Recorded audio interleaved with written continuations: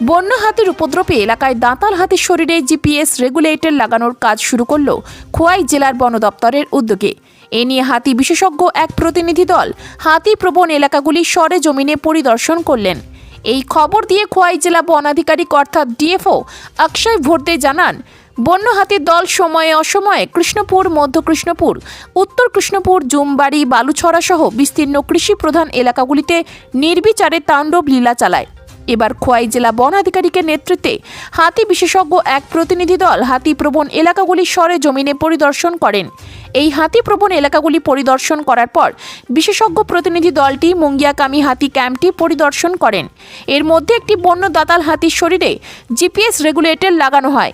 সেই বন্য দাতাল হাতির শরীরে জিপিএস রেগুলেটর দ্বিতীয়টি লাগানো হবে আগামী এপ্রিল মাসে, এমনটাই জানালেন খোয়াই জেলা বন আধিকারিক অক্ষয় ভোরদে। তবে হাতি বিশেষজ্ঞ প্রতিনিধি দলটি হাতি প্রবণ এলাকাগুলির পাশাপাশি হাতি ক্যাম্পেও বিভিন্ন বিষয়ে পরিদর্শন করে খোঁজ খবর নেন। উদ্দেশ্য বন্য দাতাল হাতির তাণ্ডব কিভাবে প্রতিরোধ করা যায়। এছাড়াও বন্য দাতাল হাতির শরীরে জিপিএস রেগুলেটর লাগানোর উদ্দেশ্যটা হলো দাঁতাল হাতির লোকেশন জানার জন্য। তবে সে যাই হোক না কেন, আরও একটি জিপিএস রেগুলেটর লাগাবে বন দপ্তরের কর্মীরা আগামী এপ্রিল মাসে। অন্যদিকে এই প্রতিনিধি দলটি অর্থাৎ হাতি বিশেষজ্ঞ ব্যক্তিবর্গরা ব্যাঙ্গালোর থেকে এবং ওয়াইল্ড লাইফের উপর একটি এনজিওর কর্মকর্তারাও এসেছিলেন হাতি প্রবণ এলাকাগুলি প্রদর্শন করার জন্য। আগরতলা থেকে সুব্রত দের রিপোর্ট, নিউজ অবিকল।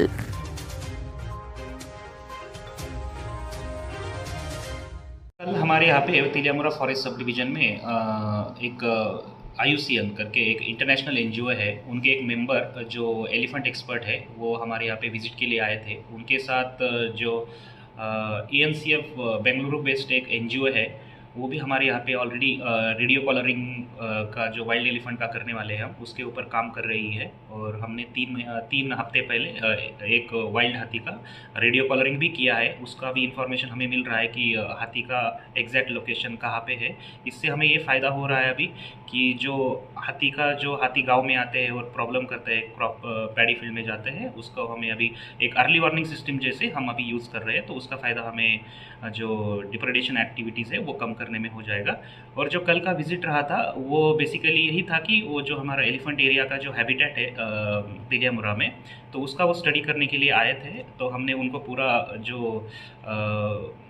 एलिफेंट हैबिटेट का जो कृष्णपुर एरिया है, मध्य कृष्णपुर एरिया है, जुम्बारी एरिया है, तो उनको हमने वो एरिया दिखाया है और उनके हिसाब से वो जो थोड़ा स्टडी करेंगे और उसके ऊपर जो मैनेजमेंट प्रैक्टिसेस होंगे और जो हमारा एंटी डिप्रेडेशन एक्टिविटीज़ में उनका जो इनपुट्स होगा वो हम यूज़ करेंगे।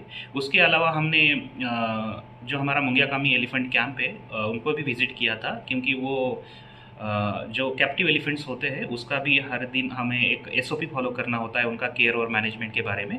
तो वो भी उन्होंने भी बहुत सारे वैल्यूएबल इनपुट्स हमें दिए हैं कि हर एक हाथी का हम कैसे डे टू डे एक्टिविटीज़ के ऊपर फोकस करके उनका जो वेलफेयर है उसके ऊपर ज़्यादा से ज़्यादा फोकस कर सकते हैं। तो उन्होंने बहुत सारे वैल्यूएबल इनपुट्स दिए हैं। वो जो इनपुट्स देने के बाद हम उसको इम्प्लीमेंट करेंगे। इससे जो हमारे कैप्टिव एलिफेंट्स है उनको भी थोड़ा सा उनका वेलफेयर के बारे में हम ज़्यादा से ज़्यादा काम कर सकते हैं। सर रेडियो कॉलर तो 2 लगाने का बात चला था, दूसरा कब लगाएंगे?